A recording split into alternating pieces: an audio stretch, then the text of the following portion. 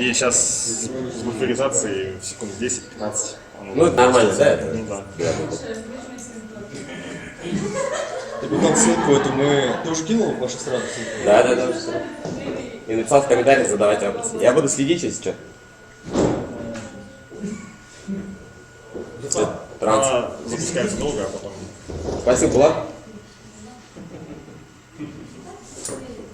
Булат, как прошла? Задавайте вопросы. Я буду следить, если что. Да. Сейчас все мои миллионы подписчиков узнали об этом.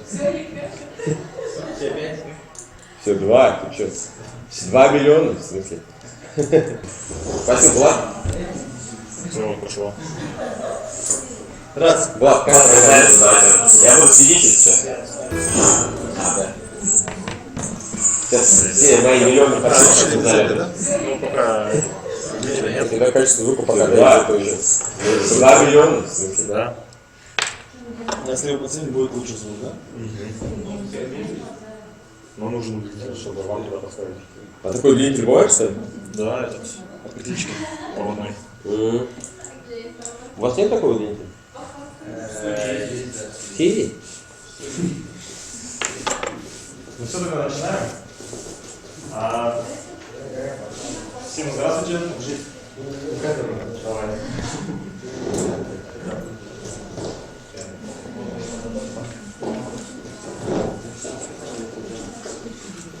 Очень сильно тормозит изображение.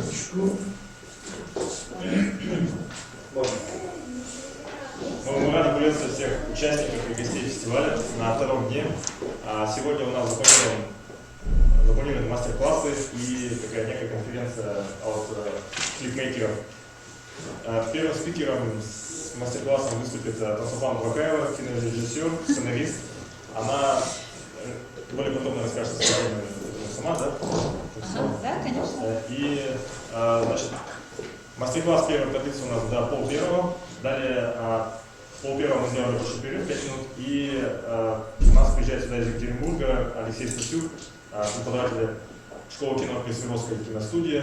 Он будет рассказывать больше о съемочной площадке, о правилах работы и о том, каких ошибок стоит избегать при съемке того или иного продукта. И, значит, далее у нас идет перерыв обеденный, где мы можем перекусить, где-то полчаса заложено. И далее у нас начинается блок музыкальных клипов, где Метамедиа и Уралстар, значит, расскажет о своей работе, о том, как они снимают свои музыкальные клипы. Ну все, начинаем.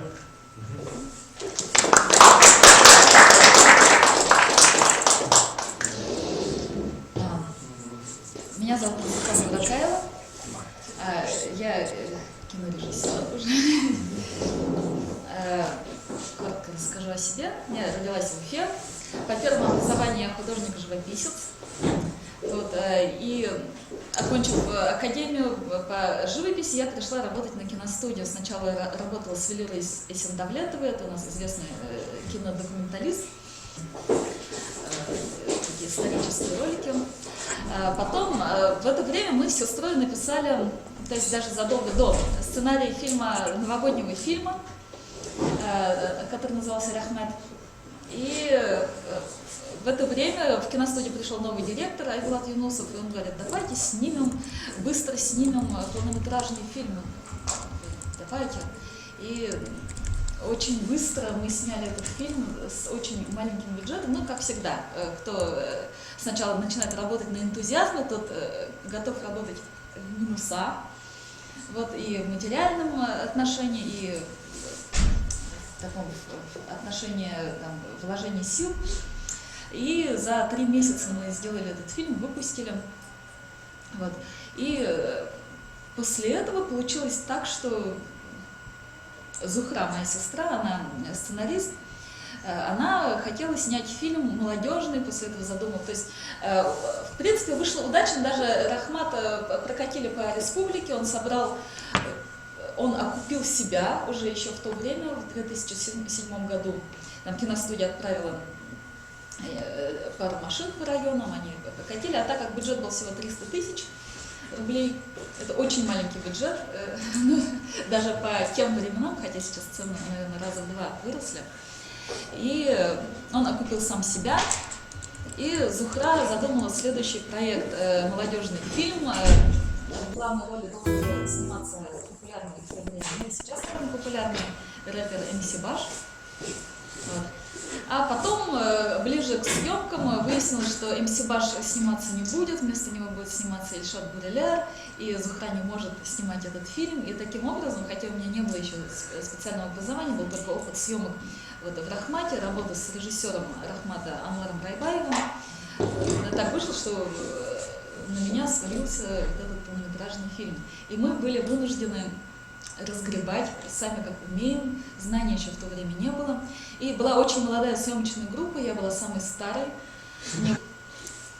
Тимур Ганеев, ныне он уже стал известным, а тогда ему было всего 17 лет. Он только что окончил среднюю школу. А так как мы не представляли, что будет столько сложностей, мы думаем, вот сейчас мы за это лето все это быстро сделаем, но в то же самое время мы хотели подойти серьезно. То есть мы хотели доказать, что мы можем, мы старались как могли соблюдать правила там, восьмерки, общие, средние, крупные планы. То есть претендовали в какой-то мере на профессионализм. Вот, в итоге съемки этого фильма продлились и больше года, потом еще около 2 лет длился монтажно-тонировочный период, то есть с очень большим трудом выпустили в 2010 году только. За это время, понятное дело, что я уже осознавала, что нужно получать обязательно профессиональное образование. Вот, об этом еще, наверное, еще поговорим. Потому что не все осознают необходимость получения профессионального образования. Думают, ну, достаточно сходить на курсы там, или на школу, как я уже стану профессиональным режиссером и могу снимать. Ну, я думаю, что это не совсем верный подход. И вот на данный момент я окончила Институт кино и телевидения. Могу сказать, что он дал очень много. Почему? Потому что получается, что ты раз в год едешь в Санкт-Петербург, ну или в Москве, к сожалению, нет заочного обучения, там есть, допустим, если идти на курсы, то там год нужно учиться очно, а потом еще год дается на диплом. Почему это важно? Потому что там собираются со всей России люди, единомышленники, которые таким же образом самостоятельно, своими силами что-то снимают, и там создается такой вот сгусток энергетический, очень креативный, и мозги начинают работать, ну не сказать раз в 10, раз в 20, наверное, потому что до такой степени человек разгоняется, что идеи начинают оформляться с невероятной скоростью. Во-вторых, там есть атмосфера общей высокопрофессиональности, потому что там преподают профессора, которые знают свое дело, которые любят свое дело, которые очень образованные. И действительно можно очень много из этого получить. Вот. И у меня пожелание ко всем. Так как это мастер-класс, а не просто монолог, мне бы хотелось, чтобы вы все активно участвовали, обменивались мнениями, что это такое. Да, не то, что вопросы, мы в дальнейшем сейчас чуть-чуть проведем вводную часть, порассуждаем уже идеями о съемках игрового фильма. Вот, кто уже снял игровой фильм, тоже хочет снять еще один, да? Ну, по фильму «Миллениум Додон» тоже. Как вот сами вы оцениваете этот фильм? Удался он, не удался? Что бы вы хотели поменять? Что бы поменяли? Конечно, сейчас, я, кстати, его не смотрела уже несколько лет, потому что мне хочется через какое-то время посмотреть заново и заново его оценить. Конечно, если учитываете, что на тот момент ни у кого из нас не было специального образования, и что, в принципе, очень тяжело вытащить полнометражный фильм, то есть начинать, конечно, лучше с короткометражного фильма, не с полнометражного, вот, не советую. Но если уж ты оказался, тебя если бросили в середину озера, и ты вынужден своими силами выплывать, то я думаю, что этот опыт был очень удачным. Но чего не следует делать, даже в музыкальных фильмах. И это не только в Мина Юндудом, не только в Рахмате. Я наблюдаю, допустим, в популярном фильме «Стиляги». Нельзя полностью ставить клип в середину фильма. Потому что даже если идет интересно закрученный сюжет, он у нас будет более лиричный. А если даже он закручен, то зритель пока смотрит этот клип, он в какую-то песню, какой-то... Ну, есть исключения.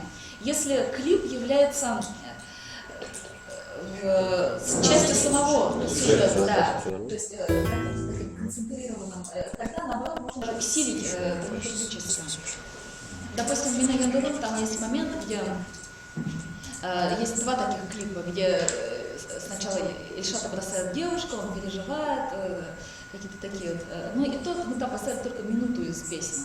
И есть в конце, где он находит своих новых друзей, коллег, создает, наконец, свою музыкальную группу. Вот это, я думаю, удачно. А там в середине стоит клип «Ярал Ярмыш», который сам по себе, он очень такой, достаточно динамичный, но все-таки 3 минуты это многовато.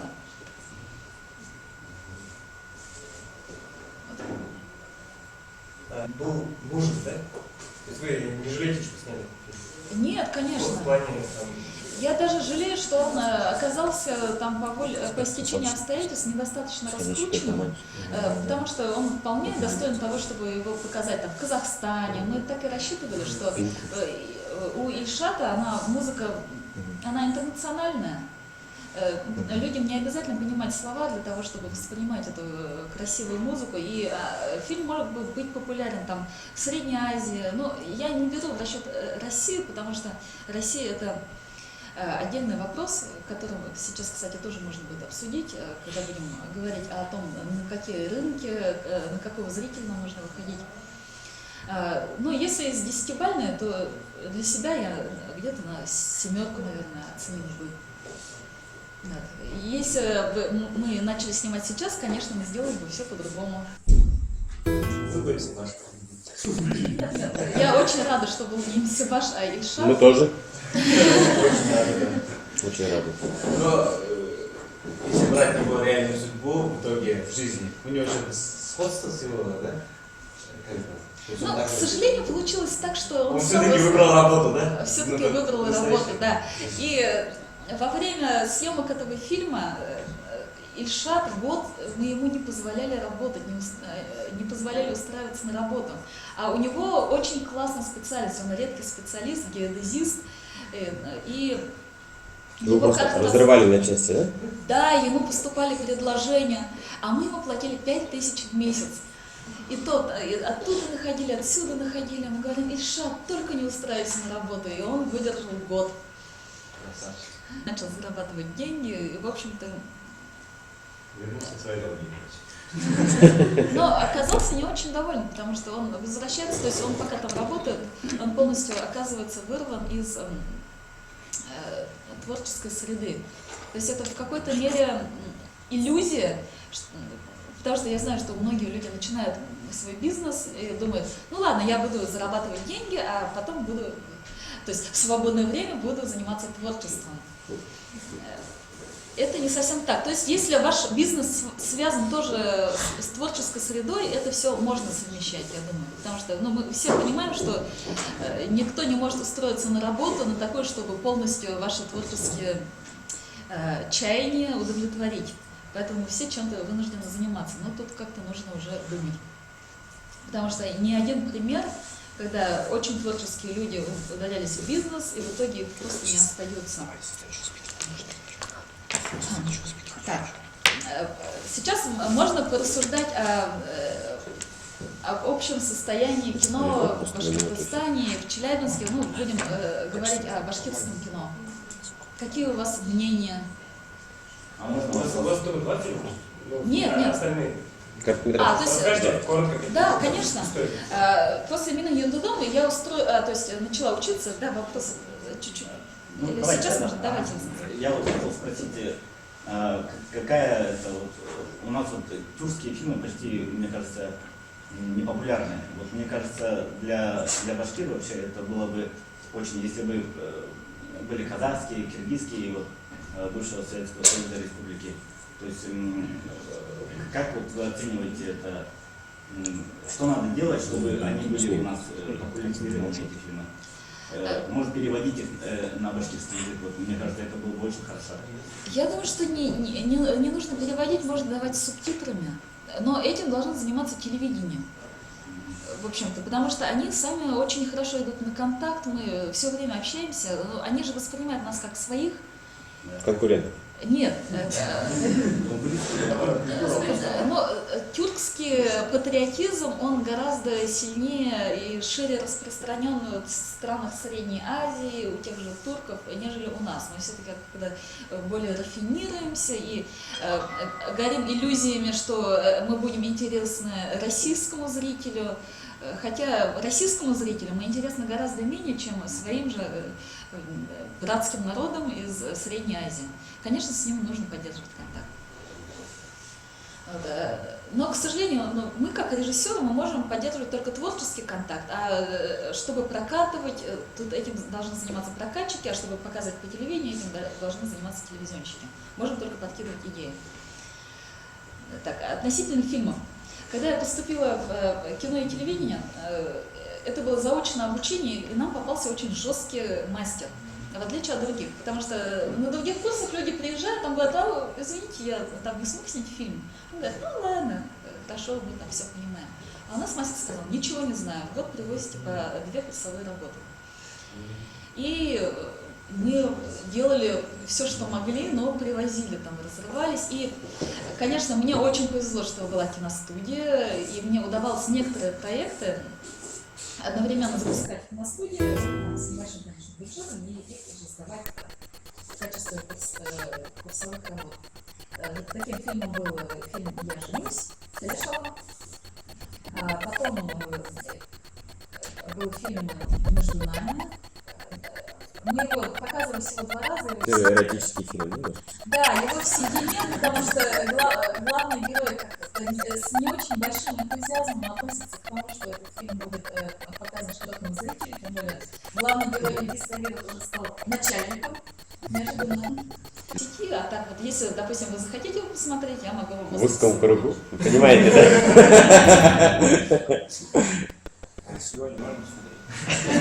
Этот круг можно считать узким, да? Я, к сожалению, его не взяла с собой. Я бы такой фильм всегда с собой на флешке носил. Там снимались актриса Лилия Искужина, которая снималась «Я женюсь», и Ильгиз Тагиров, тоже красивый, известный такой актер. Ну, не очень известный, но очень перспективный. Ну, после клипа ранее стал известным. Да, мы с ним работали. Ну, то есть он очень фактурный. Кроме этого, у меня есть 2 документальных фильма. Один про нашего известного художника Джалиля Сулейманова, который я очень люблю. Женщина. Считаю, что на сегодняшний день это самый крутой. Потом есть документальный фильм о башкирском женском костюме. Это такой исторический экскурс, начиная от самых истоков до современных дней. А где можно посмотреть эти фильмы? Джалиля Сулейманова, я думаю, можно тоже вкладывать. Костюм, ей посвящение фильма. Я эти фильмы потихоньку открою, потому что я не говорила. Сейчас я скажу. Я скажу Другой источник. Поэтому на телевидении нужно показывать, но они не придут к тебе... Это стереотип. Это не стереотип. Они к тебе с деньгами этот фильм. Потому что люди говорят, я уже там смотрел «Я женюсь», я не хочу платить деньги за то, чтобы его еще смотреть. Поэтому, если вы снимаете фильм, у вас есть отличная, шикарная возможность сначала его окупить. То есть все о нем наслышаны, но никто его не видел. И вы выезжаете в деревни, выезжаете в города. Это, конечно, очень... Не сказать, что прямо сильно сразу окупается, не сказать, что это очень комфортный способ заработка, потому что очень многие режиссеры... Я бы поспорил бы. Относительно чего? Ну, насчет того, что невозможно в районах. Я не говорю, что невозможно, я говорю, что это очень трудно, и невозможно сразу получить большую прибыль. Но почему я этим занимаюсь, если бы это было не перспективным путем я этим не занималась. Вот. А в своем, как бы, о том, как я это делала, сейчас чуть-чуть попозже расскажу, после того, как перечислю все сферы свои. Башкирский национальный костюм, его тоже можно сейчас посмотреть, как позырять на свои консультанты, ссылку, я пришлю и посмотрите.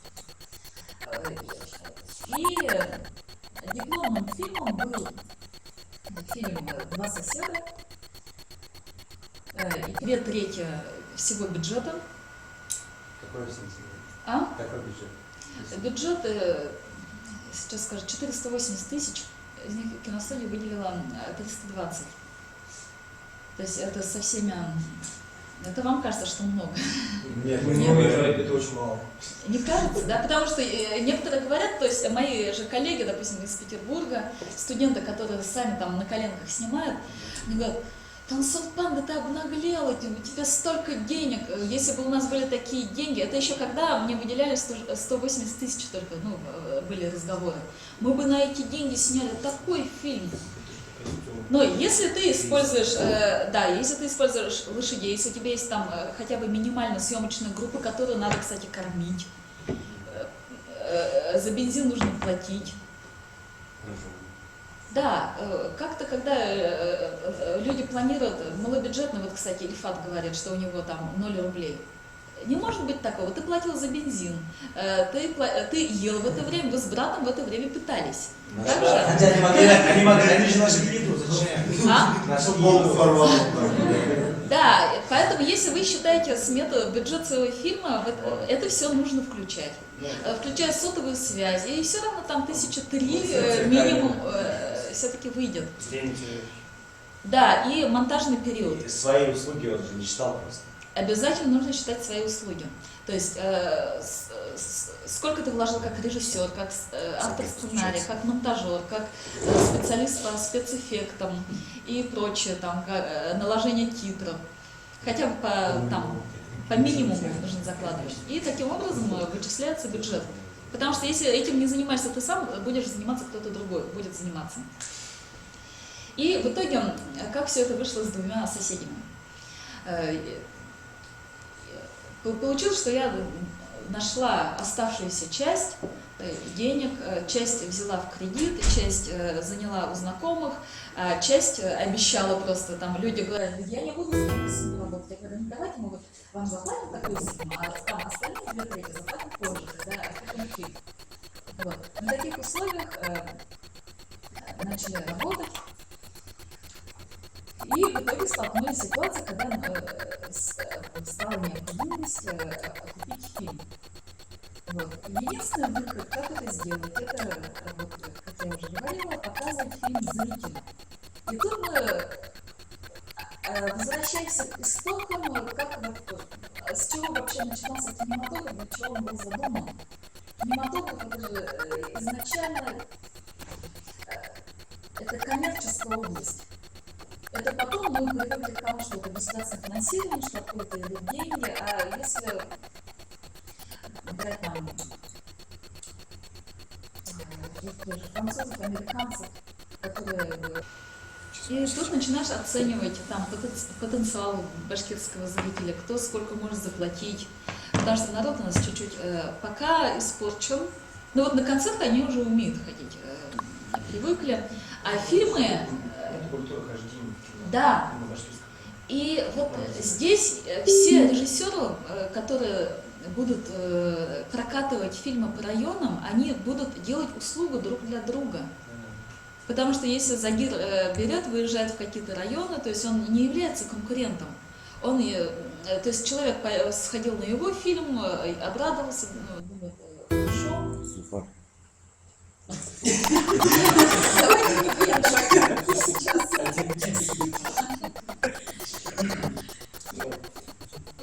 Они развивают культуру хождения в кино.